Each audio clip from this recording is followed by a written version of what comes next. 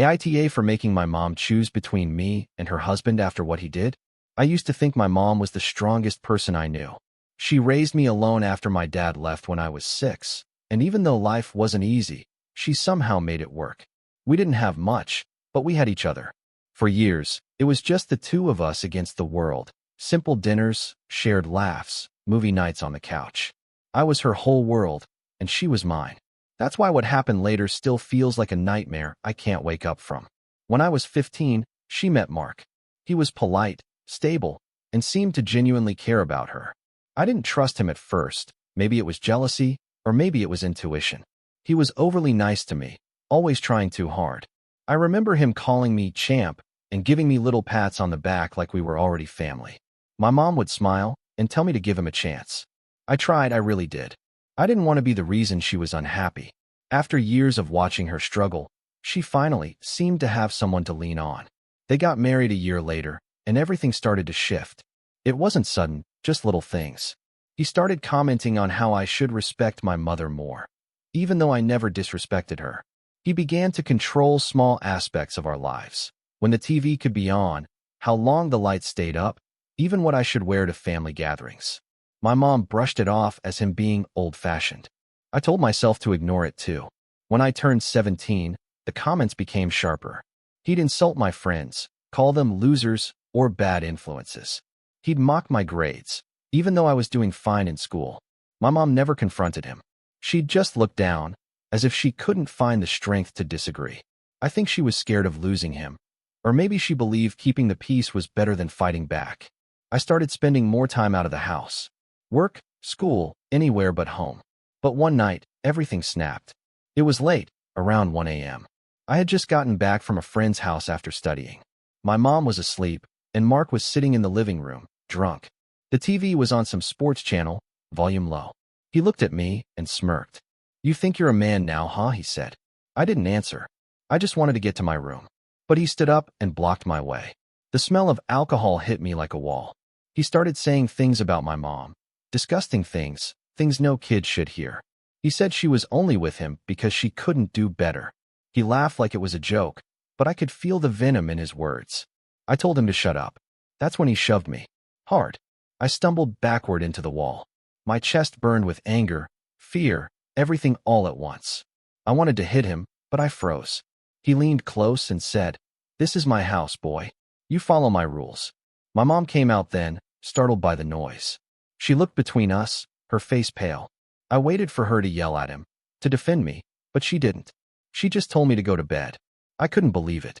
I felt betrayed in a way I'd never felt before. The next morning, she acted like nothing had happened. She said he was drunk and didn't mean it, that I shouldn't take it personally. I packed a bag and left for a few days, staying with my friend. I thought maybe that would scare her, make her realize how bad things were getting. But when I came back, she was cold. She told me I couldn't keep disrespecting her husband. That was the first time I felt like I'd lost my mom. I don't think my mom ever realized how much changed that night. Something inside me cracked.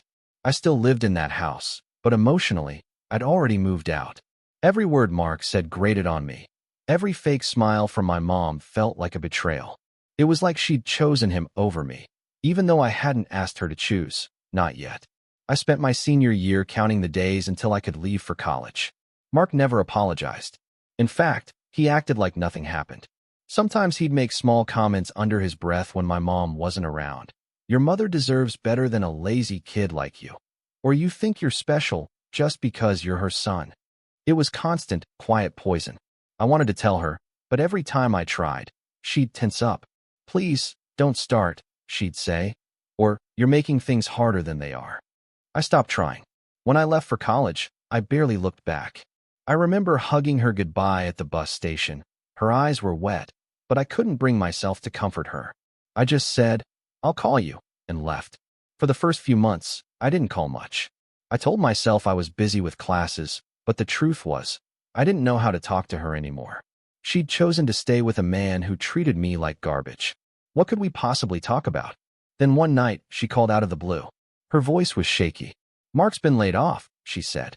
"He's been different lately." I knew what different meant. I wanted to say, "You mean worse," but I bit my tongue. She didn't ask for help. She just wanted to talk. I listened, gave vague advice, told her to be careful. I hated how small her voice sounded, how tired she seemed. When we hung up, I stared at my phone for a long time, wondering how she'd ended up there, how we had. Months passed. I got busy with work and finals. She texted occasionally, asking if I was eating well or if I needed money. I always said I was fine. But one weekend, she stopped replying. At first, I thought she was just busy. Then 2 days turned into 3. I called her, no answer. Finally, I called a neighbor, an old family friend, who told me she'd heard shouting the night before. I drove home that night, 5 hours without stopping. My hands were shaking on the wheel. When I got there, the lights were off, and her car was gone. I panicked, thinking the worst. But then the door opened, and she was there, bruised arm, red eyes, shaking hands. She tried to smile. "I'm okay," she whispered, as if saying it would make it true. I demanded to know what happened, but she kept insisting it wasn't as bad as it looked. I'd never felt rage like that before, not even the night he shoved me. Seeing her like that broke something I didn't know was still breakable. Mark came home while we were talking. He looked at me like I was a stranger in his house. I stepped between him and my mom before he could say a word. That was the first time I truly stood up to him. My voice didn't shake. I told him if he touched her again, I'd make sure he regretted it. He laughed in my face, muttering something about kids playing hero. My mom begged me to stop, tears streaming down her face. I left before I did something I'd regret. That night, I stayed at a motel and told her she had a choice: leave him, or I was done. She said she needed time. Time. After years of watching him chip away at her, after bruises and humiliation and fear, she still needed time. I realized then that maybe love can make people blind. Not the romantic kind, but the kind that makes you hold on to the hope that things will go back to how they used to be. I didn't hear from her for 3 days. When she finally called, she said, "He's gone." I wanted to believe her. When she told me Mark was gone, I didn't even ask how. I packed my things that night and drove straight home again. The moment I walked into the house, I noticed the air was different. Lighter somehow. His shoes weren't by the door. His jacket wasn't hanging on the rack. For the first time in years, it actually smelled like our home again, like my mom's cooking and the faint lavender scent she always sprayed before bed. She looked better too, though she tried to hide the exhaustion in her eyes. We sat at the kitchen table for a long time, neither of us saying anything. Finally, she said, "He left last night." I told him I couldn't do it anymore. I nodded, waiting for more, but she didn't say what triggered it, or how it happened. I didn't push. I was just grateful he was gone. For a few weeks, it almost felt like the old days again. We'd talk, laugh a little, make dinner together. It wasn't perfect, but it was peaceful. She told me she was thinking about therapy, and I encouraged it. She said she needed time to find herself again. I thought maybe, finally, she'd broken free of him. But then, about 2 months later, she told me he'd been calling. I remember the way my stomach dropped when she said his name again.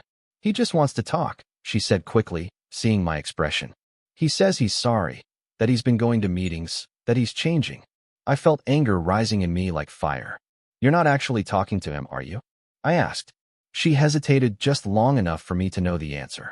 It was like déjà vu, that same helpless feeling I had when I was a kid watching her make excuses for him. I reminded her of everything he'd done, everything she'd been through. Her face crumpled, and she said, "You don't understand.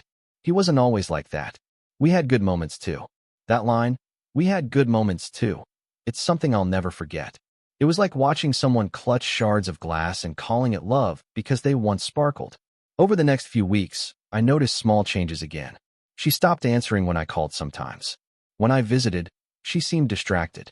I found a men's jacket in the closet one night and didn't even have to ask. He was back.